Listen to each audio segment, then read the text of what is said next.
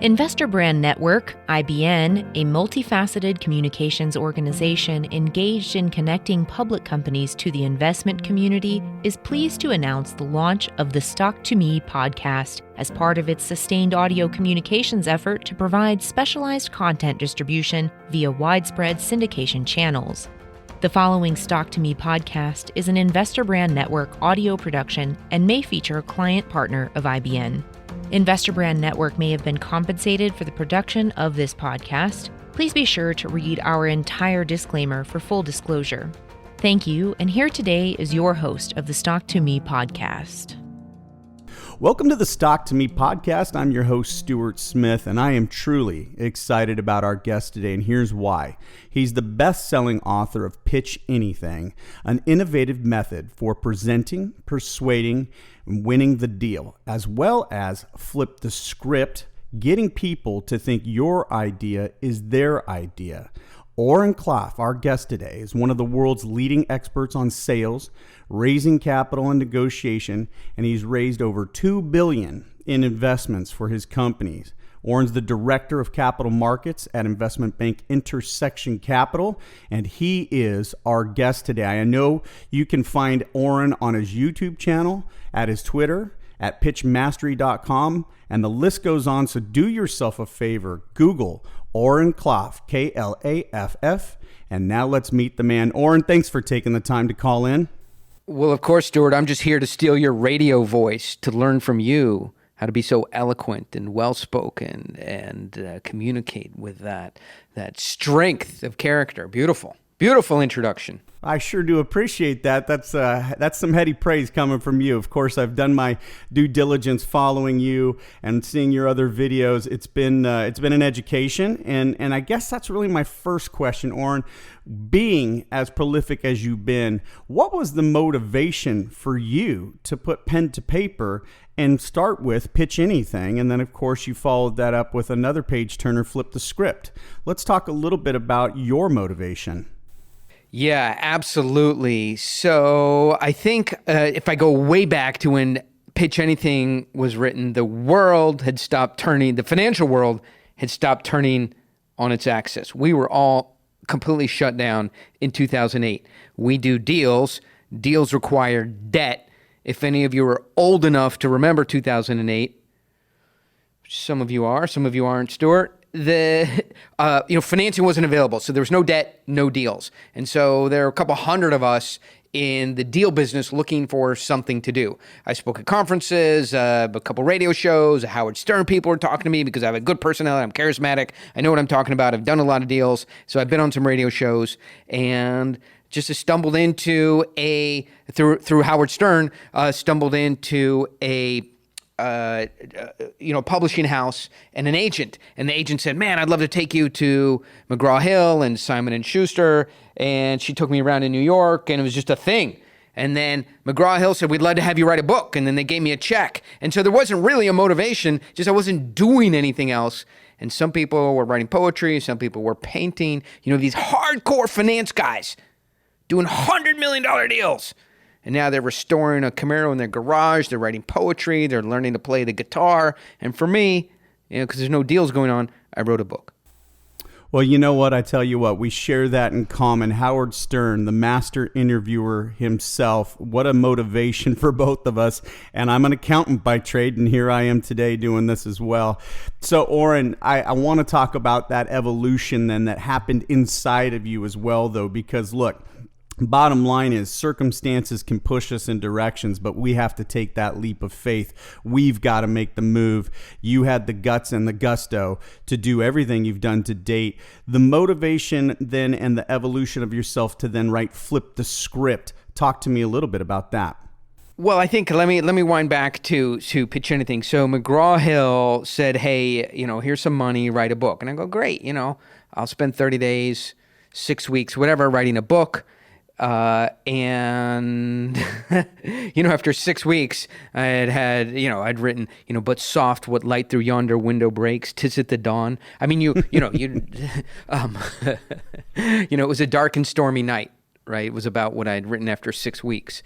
And so they had to come in and get me a professional, somebody to help me structure the book, and then 6 months had gone by and I'd finished chapter 1. So a book is something that you think is going to go very quickly. I have a very famous friend who was a screenwriter for Hunted and Collateral Damage, a guy named David Griffiths, and very well-known screenwriter. And I said, hey, David, I wrote 2,500 words today. The whole book only has to be 60,000. At this rate, I'll be done in the first month.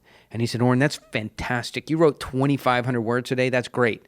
I said, yeah, I'm really excited. He said, do me a favor. Go back and read them. Yeah, that's a big test.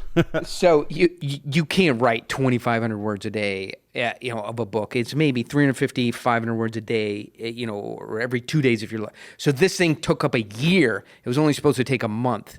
So it's not like, hey, what made you decide to write a book? You didn't have anything else to do. They gave me some money. I said, I'll take a month, write a book, whatever. But then it ended up, you're going to put your name on it.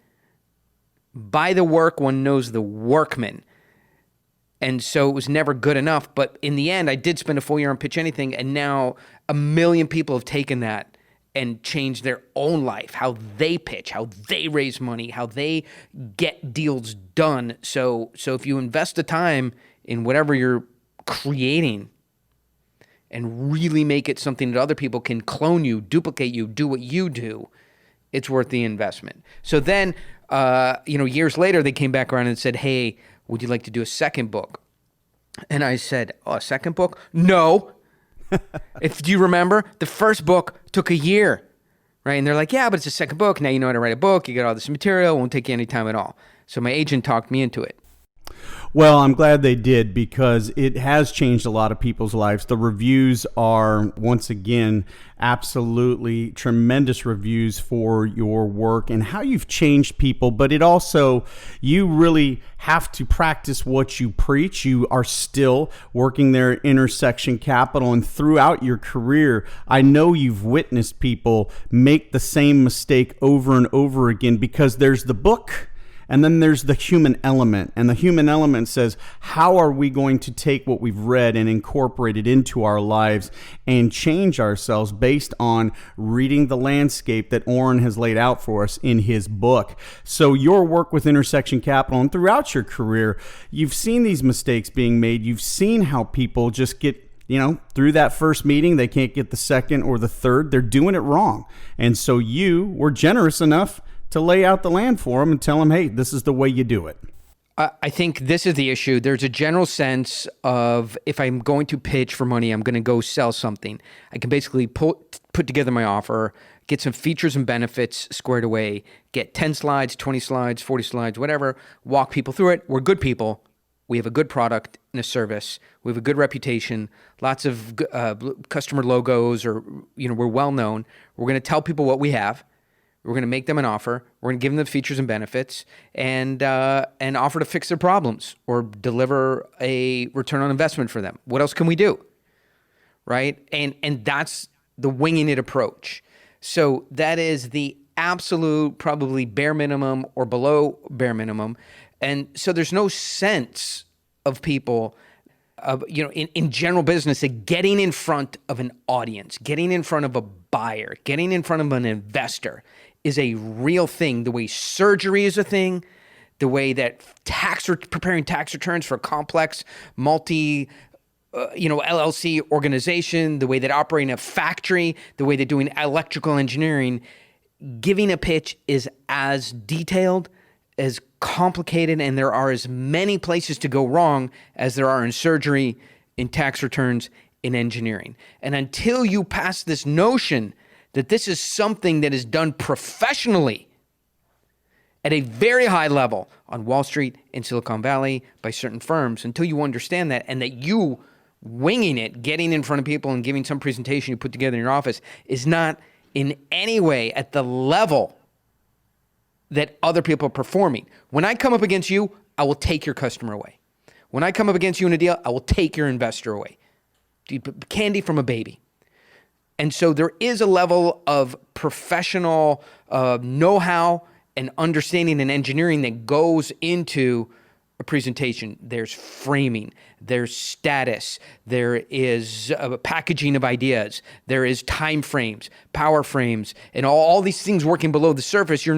Most people are not even aware are functioning. So in both those books, I laid out what is really happening in a meeting and what a professional would do. So, by the way, Stuart, did you ever see the show Pros versus Joes? I sure did. Incredible, because they take these guys that are the Joes, and these guys are the Joes are who you want to be, right? Like they play on regional football leagues, they work out every day, they can run. They're the kind of guys that can go on American Ninja, right? But they're 5'10", 6'1", they're 185 pounds, 205 pounds, right? Then they put them next to the pros, real professional athletes, and they get eaten alive. It's laughable, right? And so in some sense, I love that metaphor or that show, because we tend to think we're pros when we're really Joes. And you won't know until you come up against a pro, right? Yeah. I mean, there are guys who would just eat you for lunch because they're professionally trained. There's just no way to back into this stuff. You've got to be trained in it by somebody who has years of experience. And so there is a level of performance in a pitch, in a presentation, in asking for investment, in going to get a buyer, in persuading an audience, and many of the things that need to be done you may not even be aware of exist at this moment. And that's what those two books are about, is pulling back the curtain on what professionals do to win deals, start companies, raise money, and do all the things you read about in the newspaper and see on TV at the highest levels of business. Well, and another takeaway that I had from it as well, though, is the quality of life. And that may not have been an overarching theme, but it is an underlying mantra throughout this, is that, look, if you're doing it wrong, you're taking too long. And if you're taking too long, then you're using up more of your life that should be spent on downtime, because we all need that to be that sort of professional gamesmanship competitive monster that we need to be the pro and get the close. But if we're doing it and we're following this extended sales cycle, and you've seen it with the people that you've worked with, Oren, and you've referred to it as the 10x paradox. I mean, we see people making these mistakes, banging their heads up against the wall, and therefore their life then becomes as dysfunctional as their sales prowess. Yeah, I mean, I'll break it down for you in this way, in my view, is you can tell the difference between a pro and a Joe by the level of neediness, right, that they exhibit. Wanting the deal, needing the deal, being supplicative, being a supplicant, pandering to the buyer, to the investor, demonstrating both verbally, physically, emotionally, especially emotionally, and just by acquiescing that they need the deal. When you don't have the skills that you need, the deals that you get, you tend to need. The problem is, and then you communicate neediness, and neediness kills deals. When you're professional in this stuff, I mean, I'll cut off a deal. I'll work on a deal for a month, and then the guys will start to behave in a way that is not, in a way that's not acceptable to me. It's outside my value system. It's outside where I want to spend time, or it's starting to chew up time I want to spend with my family, or things I need to do for myself: run, work out, write, sleep. So I have a lot of pulls on my time. I have a little boy. I have a family. I live here in Southern California. I'm involved in some organizations. I work out. Here next door to me is SealFit, and I run. And so all those things I can't give up on for you if you're not even my client, not even my investor. We're not even in business together. I can't give up on going to a hockey game for my little boy, right? So that's inside my value system. So if you're supposed to sign a contract, if you're supposed to sign some documentation, if you're supposed to make a payment, if you're supposed to advance in some ways, sign a non-disclosure agreement, fill a data room with stuff, and you don't do it, and then I say, hey, we didn't get this stuff in the data room. We scheduled a couple hours a day to go through your data so we could come back and give you a proposal or an offering, and you haven't done it, and then you don't do it again. I don't say please or thank you or you forgot or could we do it next week or when do you think you could do it? I said, listen, this behavior doesn't work. We fix this problem all the time. We help companies raise money. You need money. The reason you came to us is because you tried to do it and you failed. It didn't work for you. And then you tried to find some cheap solutions. You hired your nephew, just graduated from Stanford, and he couldn't do it. And then you went back and tried it again, and you also came up donuts. Then you showed up on our doorstep. We don't have this problem. We have all the money we need. You have the problem. I will not work harder on your company and your deal than you will. So listen, guys, if the data room isn't filled here by tomorrow morning, we're going to say goodbye to each other because this doesn't work. Okay? Now, that is not anger. That is not emotion. That is a certain part of a sales or customer acquisition process, which says if they won't play in the sandbox and you give them a couple opportunities to, you have to be able to let them go. When you push those companies away, 9 out of 10 times they come back. You know, if you set something free and it really loved you, whatever the expression is, the bird comes back, flies back to you and it really loved you. Whatever. Forget about that for a moment. But if it's deals come back around, the neediness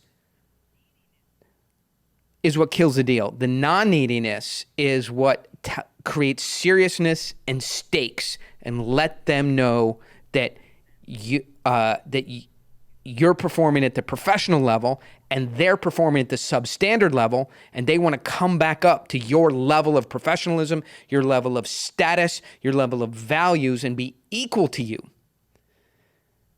And so the non-neediness and the strictness with the buyers and the investors is what brings them back around. Now, if you don't know what you're doing, non-neediness is very difficult to execute on. Basically, people who haven't been trained in this, the only way they come to non-neediness is from having a overwhelming amount of pipeline. So, for example, anybody who's in PPE today, like personal protective equipment. So I know a number of companies who I worked with before the pandemic, before COVID.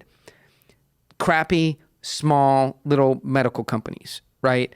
And they would say things like please and thank you, and we're looking for an account, and could you help us, and we'd like to grow 5% over the next year. Then the pandemic hits and everybody needs PPE, and now they're acting like professionals because they've been forced to become a professional because they're more people want to buy from them than they actually have product. And now they're acting in a way that if they could have before, they would have grown the same size business. They're like, hey, listen, we won't have any product available for the next 30 days. We're only taking orders above $1 million. I'm sorry, I have to put you in the pipeline. Hey, you missed a call. I had to put you, to the back of the roster. You cannot miss calls with us. Otherwise, we have to take you off the list of approved vendors. Hey, listen, I know you want to buy product. I know we've worked you through before, but we have a new a buyer approval process. Until you fill in this documentation, until you meet our criteria, we're not allowing you to buy from us.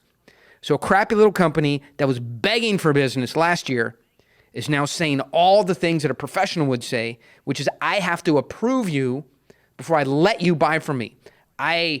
Yes, we like customers. Yes, we want to move our product, but we just very fortunate that we can choose who we work with, and we have not chosen to work with you yet.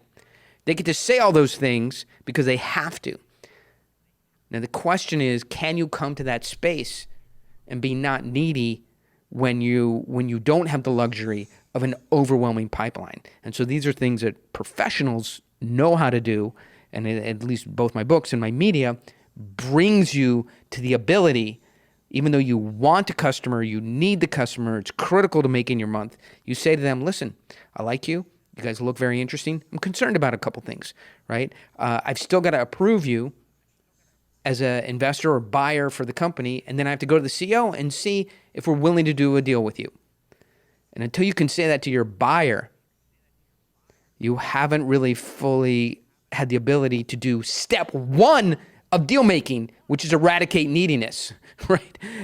And then, there's another 7 things to do after that. But now you start to get an idea of what a professional will do. Raise the stakes, set a time constraint, reframe the competition as irrelevant, Make sure the buyer understands that you're a peer. Make sure that the buyer knows that what you do is very difficult. The other companies in the market, while they say they do the same thing, do it at a very light, LITE level, and that you're one of the few people who really solve this problem, and that you're busy. And while the buyer, yes, is getting a presentation to evaluate you, at the same time, you're evaluating them. And when you can do all those things, then you can get to a pro level. Very good. You point out a silver lining now that I've never even thought of with the global pandemic.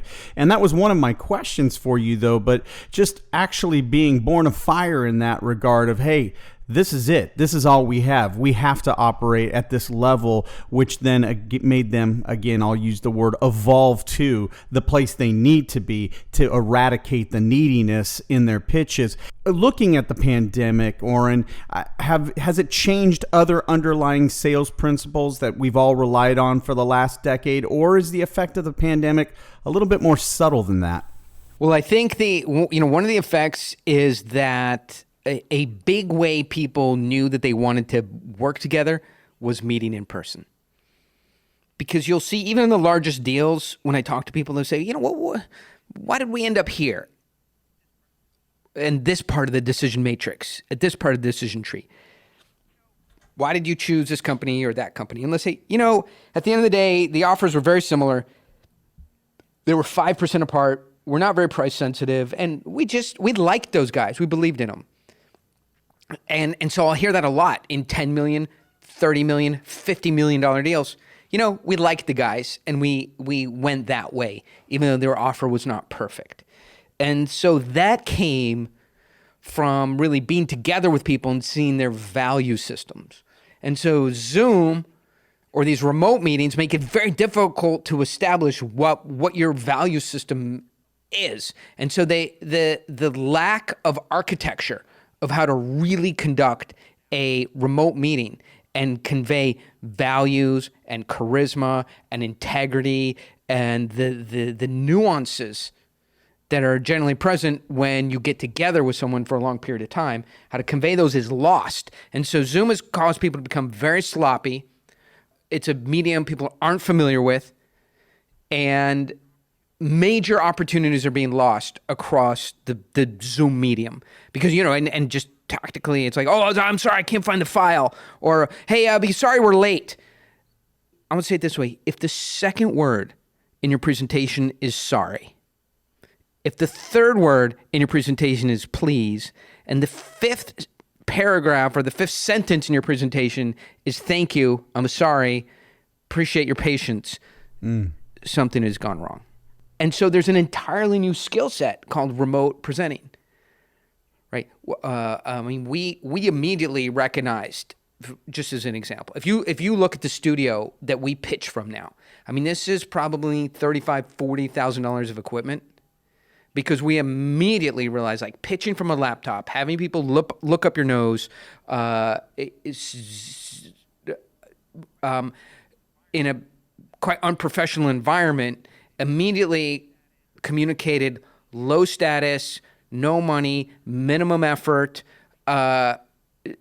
trying to catch up organization. We want people, when we get on a call, on a pitch, to know that we are in a leadership position. We understand technology. We understand the constraints in the environment. We're taking a leadership position. In order to get in that leadership position, we had to write a $40,000 check and get some engineers in here and buy some equipment and understand lighting and move into a new pattern of pitching. So we have, for example, right, we have the correct lighting. We have we can do phone calls. We can do Zoom. We've got computer set up. We have engineers on standby. We have a Rode caster thing which can adjust levels. I'm speaking on a $1,000 mic. We have multiple camera angles. We're in a professional studio environment, and all that stuff is critical to the perception of the quality of your deal.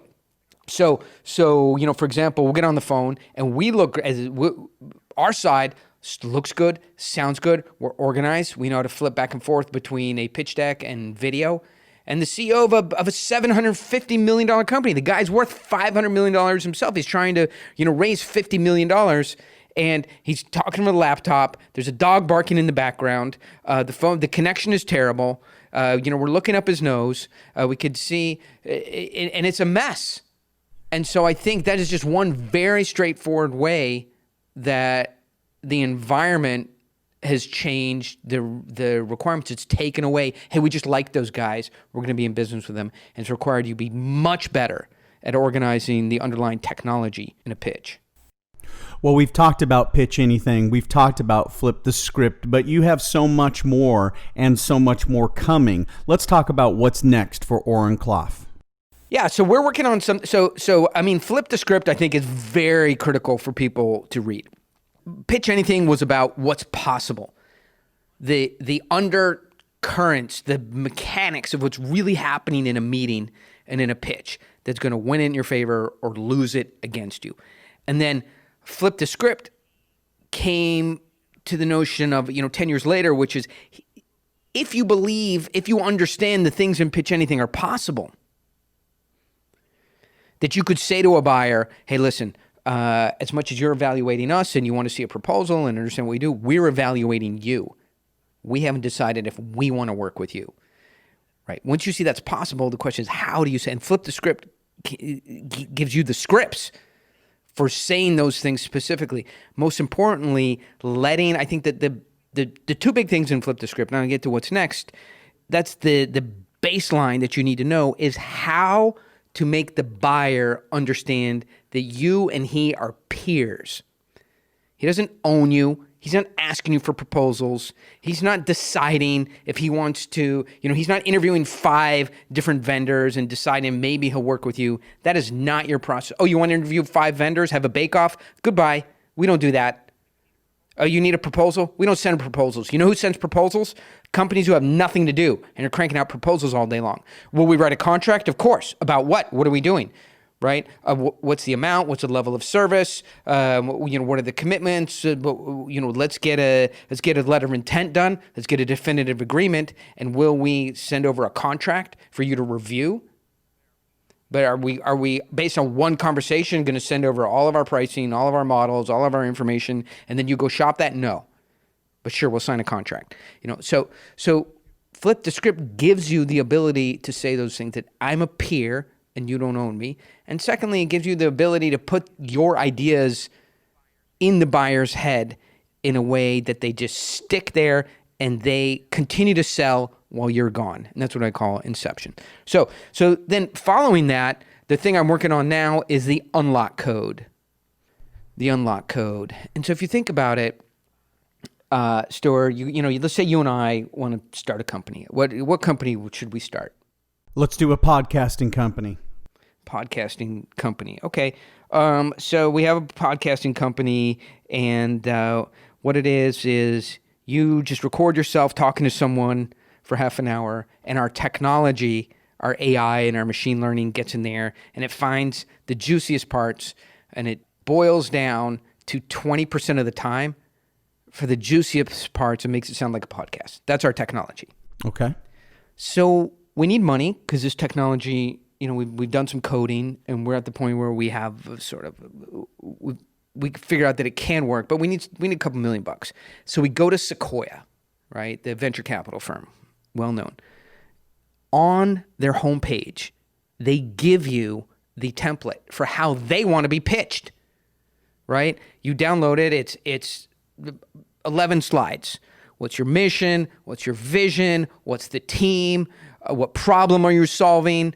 What technology are you using? What's your timeline? How many users do you have so far? How much money do you need? What are you going to use the money for?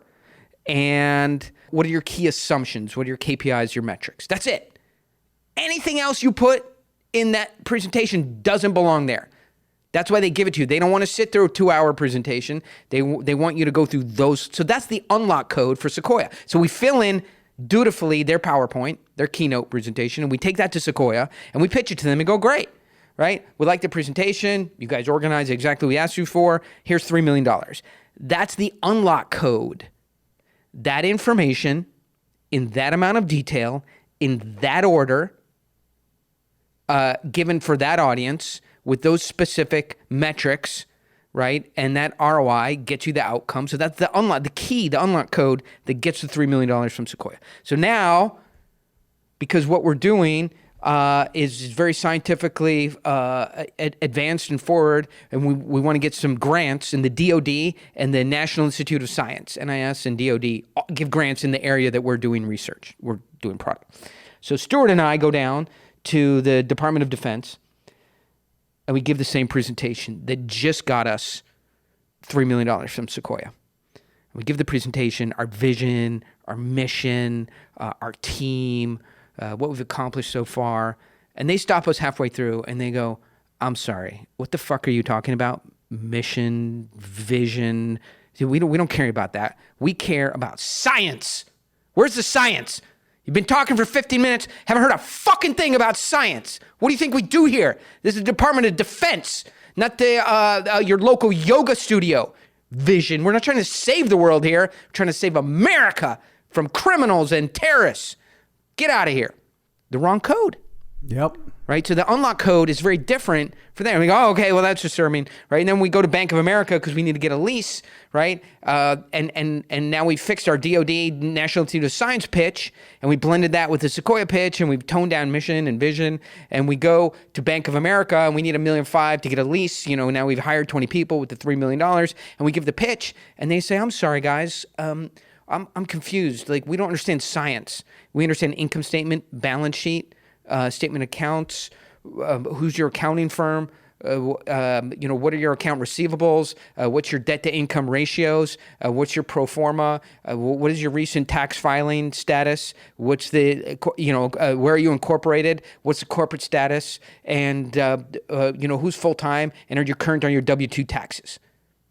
That's the pitch for Bank of America, right? And so that's the unlock code.